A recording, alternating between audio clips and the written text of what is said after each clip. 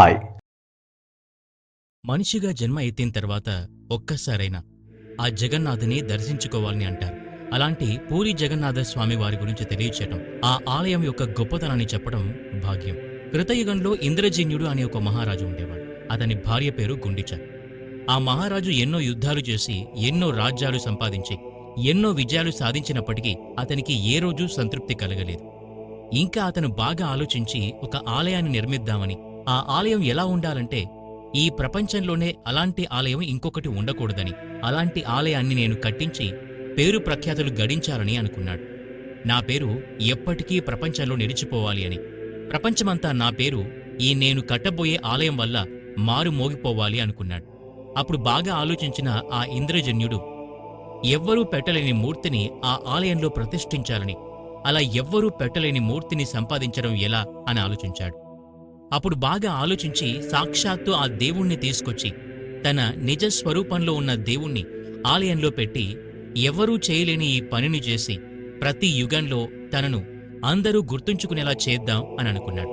దేవుడు నిజంగా నిజస్వరూపంలో ఉన్న ఆలయం ఎక్కడా లేదని, ఉంటే కేవలం మూర్తి రూపంలోనే ఉంటాడని, నేను దేవుని నిజస్వరూపంలో ఉండే ఆలయాన్ని నిర్మిస్తానని ఒక నిర్ణయానికొచ్చేస్తాడు. కరణ చరణార్థులతో ఉన్న భగవంతుని ఎక్కడ వెతకాలని, అటువంటి భగవంతుణ్ణి ఎక్కడ్నుంచి తేవాలి అని చాలా తపన పడేవాడు. అలా ఒకరోజు నిద్రలో ఆ భగవంతుడే స్వప్నంలో కనిపించి నీలాచలం అనే ఒక కొండపైన నీలమాధవుడు అనే రూపంలో కరణ చరణార్థులతో విగ్రహ రూపంలో కాకుండా నిజ స్వరూపంలోనే ఉన్నాను అని, నేను ఎక్కడ ఉన్నానో కనిపెట్టమని అంతరార్థమయ్యారట. వెంటనే ఆ మహారాజు నిద్రలోంచి లెగిసి స్వామియే స్వయంగా నీలాచలం కొండ, నీలమాధవుడనే 2 పేర్లు చెప్పాడని, అవి ఎక్కడ ఉన్నాయో వెతకవలసిందిగా తన పరివారానికి చెప్పారు. వారి పరివారం అంతా వెతికి అలాంటి పేర్లు కూడా ఎక్కడా వేయలేదు అని చెప్పారు. అప్పుడు తన రాజ్యంలోని అతి తెలివైన వారైన ఒక నలుగురిని 4 వైపులా పంపించి ఈ నీలాచలం నీలమాధవుడిని వెతకమని ఆదేశించగానే ఆ నలుగురు 4 వైపులా వెళ్తారు. ఆ నలుగురిలో ఒకరైన విద్యాపతి అనే బ్రాహ్మణుడు కూడా ఉన్నాడు. అతను ఇంద్రజన్యుడికి నమ్మకస్తుడు, పైగా తెలివైనవాడు. ఏ పని ఇచ్చినా సాధించుకుని వచ్చేవాడు. ఇంద్రజన్యుడికి విద్యాపతి మీద అపారమైన నమ్మకం ఉంది. అలా ఆ నలుగురు మొత్తం వెతికి ఎక్కడా నీలాచలం నీలమాధవుడు అనే పేర్లు కూడా వినలేదని తెలుసుకుని వెళ్లిన నలుగురిలో 3 ఎక్కడా దొరకలేదని తిరిగి వచ్చేశారు. విద్యాపతి మాత్రం తిరిగి ఒకవేళ అడవిలో ఉండవచ్చేమోనని గుర్రం కూడా వెళ్లలేని అడవుల్లోకి గుర్రాన్ని అక్కడే వదిలిపెట్టి వెళ్లాడు. అలా ప్రయాణిస్తూ ఉండగా కాలినడకన తిండి లేక నిద్రలేక తిరిగి ఒక దగ్గర కళ్ళు తిరిగి పడిపోతే ఒక గొల్ల బాలుడు ఆవులతో అటుగా వచ్చి విద్యాపతికి పాలు తాగించి నువ్వు వెళ్తున్న మార్గం సరైనదే, అలాగే వెళ్తూ ఉండు అని అంతర్ధానం అయిపోయాడు. స్వామియే తనకు స్వయంగా దారి చూపారు అనుకుని విద్యాపతి అలా నడుస్తూ ఉండగా అతనికి ఒక సరస్సు దగ్గర నీళ్లు పడుతూ లలిత అనే ఒక గూడ అమ్మాయి కనిపిస్తోంది. అప్పటికే విద్యాపతికి వివాహమైంది. కాని లలిత అతన్ని చూసి మనసు పారేసుకుంది. వారిద్దరూ మాట్లాడుకొని లలిత నాన్నగారైన విశ్వావసు దగ్గరికి తీసుకెళ్తానని విద్యాపతికి ఆతిథ్యం ఇవ్వడానికి తీసుకుని వెళ్ళింది లలిత. విశ్వావసు కోయగూడానికి దొర. లలిత అప్పుడు విశ్వావసు విద్యాపతి ఎందుకోసం ఇక్కడికి వచ్చావు అని అడగ్గా విద్యాపతి మాత్రం ఏమీ చెప్పకుండా ఒక ముఖ్యమైన పని మీద వచ్చానని అనేస్తాడంట. అయితే నీకు నచ్చినన్ని రోజులు ఈ గూడెంలోనే ఉండు అని చెప్తాడు విశ్వావసు. అలా కొన్ని రోజుల్లో అక్కడే ఉండేసరికి విద్యాపతికి ఒక విషయం అర్థమవుతుంది. రోజు రాత్రి విశ్వావసు ఒక కాగడా తీసుకుని రాత్రంతా ఎక్కడికో వెళ్లి తిరిగొస్తున్నాడని, అలా తిరిగి వస్తున్నప్పుడు మాత్రం గూడెమంతా దివ్యమైన పరిమళం వ్యాపిస్తుందంట. అప్పుడు విద్యాపతి ఇదేంటి విచిత్రంగా ఉంది అని అనుకుని ఆ రహస్యాన్ని ఎలాగైనా కనుక్కోవాలి అని, బహుశా నేను వెతుకుతున్న దానికి దీనికి ఏదైనా సంబంధం ఉండవచ్చునని విద్యాపతి అనుకున్నాడు. అప్పుడు వెంటనే లలిత దగ్గరకు వెళ్లి రోజు మీ నాన్నగారు రాత్రి సమయంలో ఎక్కడికి వెళ్తున్నారు అని లలితను అడగ్గా అది ఒక పెద్ద దేవరహస్యమని, అది ఎవరికీ చెప్పకూడదని, చెప్పలేనందుకు నన్ను క్షమించండి అని అన్నదట. అందుకు బదులుగా ఓహో అది దేవరహస్యమా, అది నీలమాధవుడు నీలాచలానికి సంబంధించిన దేవరహస్యమా అన్నాడంట. ఆ మాటలకు వెంటనే ఆశ్చర్యపోయిందంట లలిత. వెంటనే తడబడుతూ ఏమో నాకు తెలీదు అని అక్కడ్నుంచి వెళ్లిపోతుందంట. ఇంకా విశ్వాపతికి పూర్తిగా అది నీలమాధవుడు నీలాచలానికి సంబంధించిన రహస్యమై ఉంటుందని నిర్ధారణకొచ్చేస్తాడు. అలా కొన్ని రోజుల తర్వాత లలిత తనని పెళ్లి చేసుకోమని విద్యాపతికి అడగ్గానే సరే అయితే మీ నాన్నగారిని అడుగుదాం పద అని ఇద్దరూ విశ్వావసు దగ్గరికి వెళ్లి అడిగారంట.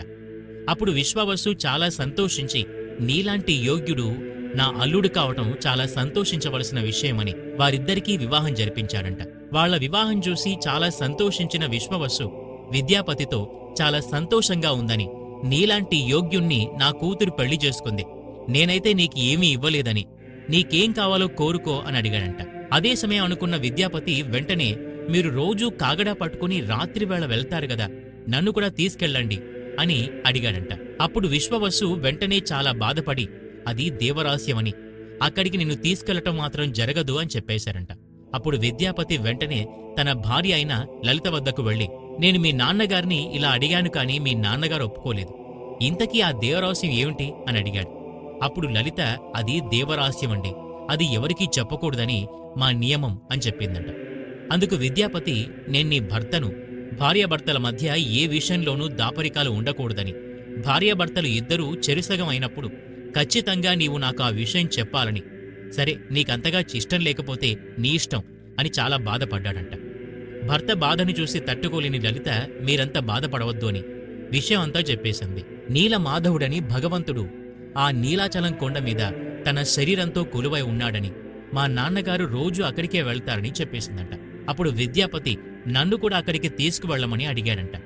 వెంటనే లలిత తన భర్త కోసం తన తండ్రి దగ్గరకు వెళ్లి తన భర్తను కూడా నీలమాధవుడు దగ్గరికి తీసుకువెళ్లమని అడిగిందట.